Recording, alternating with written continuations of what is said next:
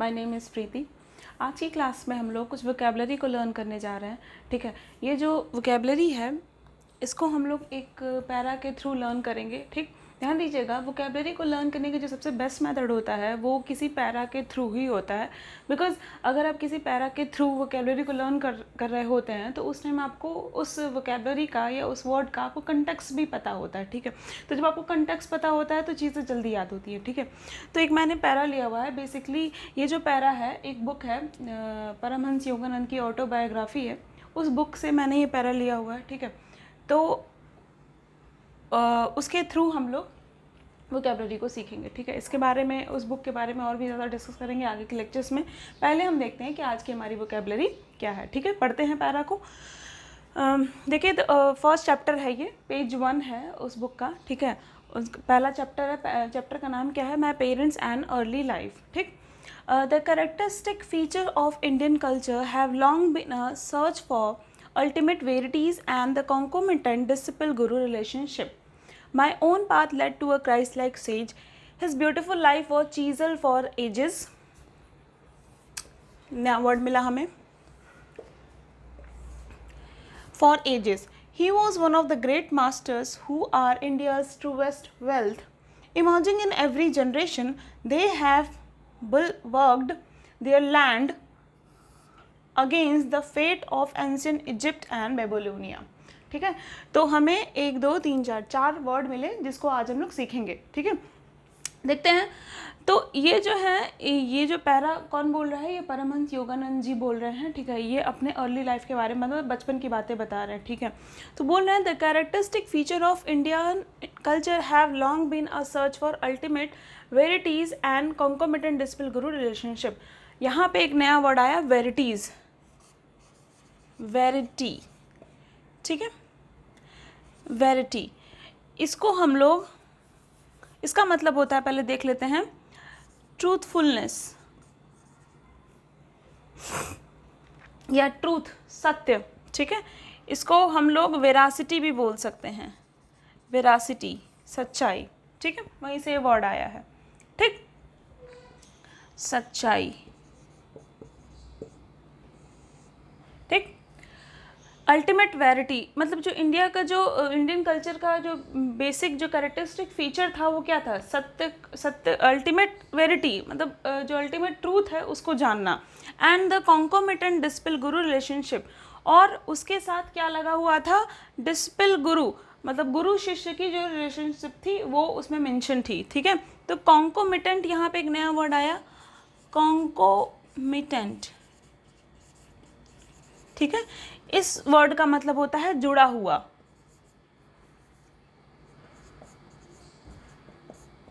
जुड़ा हुआ।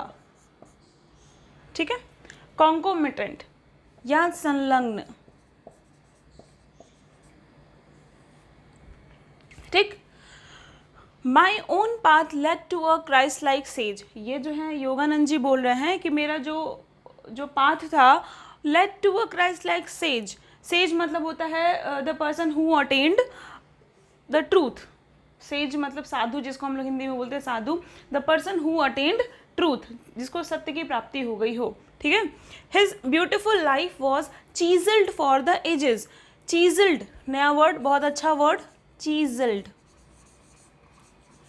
चीजल्ड का मतलब होता है तराशी गई,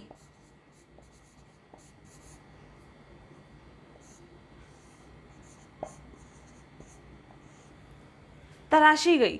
his beautiful life was chiselled for the ages, मतलब जो उनकी ब्यूटिफुल लाइफ थी वो काफ़ी एजेस से तराशी गई थी। ठीक है, चीजल मतलब होता है तराशी गई, या इसको बोलते हैं ह्यू, HEW, ह्यू। ठीक है, he was one of the great masters who are India's truest wealth, वो उनमें से थे जो इंडिया के ट्रू वेल्थ थे। Emerging in every generation, they have bulwarked their land against the fate of ancient Egypt and Babylonia. ठीक है, अच्छा ध्यान दीजिएगा, ये आपको अभी ये फर्स्ट चैप्टर का फर्स्ट पेज का पहला पैरा हम लोग पढ़ रहे हैं, तो उतना ज़्यादा आपका कंटेक्स्ट नहीं बन रहा होगा, ठीक है, तो परेशान होने की ज़रूरत नहीं है।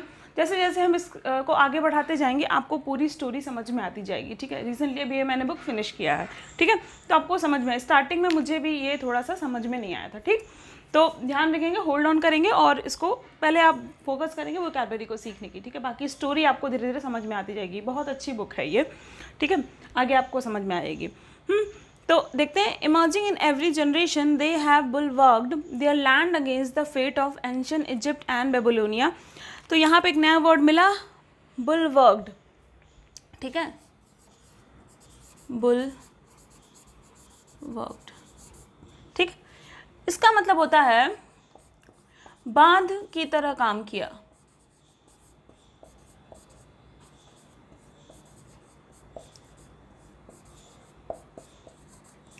बांध की तरह काम किया।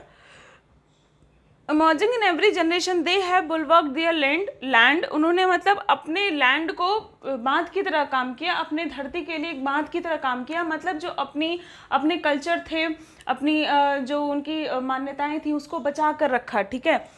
अगेंस्ट द फेट मतलब होता है डेस्टिनी, ठीक है, against the fate of ancient Egypt, मतलब एंशिएंट इजिप्ट और बेबीलोनिया में जो चीज़ें चल रही थी उसके, और हमारे यहाँ जो चीज़ें चल रही थी, हमारे इंडियन कल्चर में जो चीज़ें चल रही थी, ठीक है, उसमें उन्होंने वो बांध की तरह काम किया, ठीक है। बांध की तरह काम करने का क्या मतलब है कि वो चीज़ें एक दूसरे में मिंगल नहीं हो पाई, इसीलिए जो हमारी कल्चर है, हमारी सभ्यता है, वो काफ़ी पूरे वर्ल्ड से बहुत ज़्यादा अलग मानी जाती है, ठीक है। तो ये है आज का वोकैब, ठीक है। एक बार फिर से रिवाइज करते हैं। वेरिटी, वेरिटी, ध्यान दीजिएगा, वेरिटी, इसको मैं ऊपर ही लिख देती हूँ, सच्चाई। एंड द कॉन्कोमिटेंट, कॉन्कोमिटेंट का मतलब होता है जुड़ा हुआ, ठीक। Disciple guru relationship, my own path led to a Christ like sage, sage मतलब पता ही है, the person who attend the truth, his beautiful life was chiselled मतलब तराशी गई,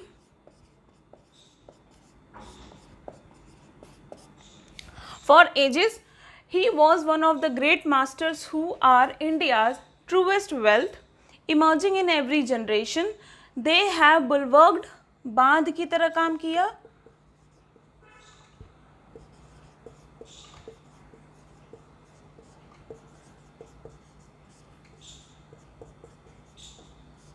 अच्छा बुलवर्क होता तो उसका मतलब होता है बांध, अगर बुलवर्क्ड है तो एक वर्ब में कन्वर्ट हो गया, ठीक है, तो बांध की तरह काम किया। Their land against the fate, fate मतलब तो पता ही आपको डेस्टिनी, फिर भी मैं लिख देती हूँ, destiny of ancient Egypt and Babylonia, ठीक है, बात समझ में आ गई। फिर से रिवाइज करेंगे, वैरिटी सच्चाई, कॉन्कोमिटेंट जुड़ा हुआ, चीजल्ड तराशी गई, बुलवर्क्ड बांध की तरह काम किया, ठीक है। तो ये है आज के वोकैब। नेक्स्ट वीडियो लेक्चर में हम लोग इसके आगे का जो पैरा है उसके अंदर जो मीनिंग है वो सीखेंगे और साथ साथ में स्टोरी को भी कंटिन्यू करेंगे, ठीक है। Thank you.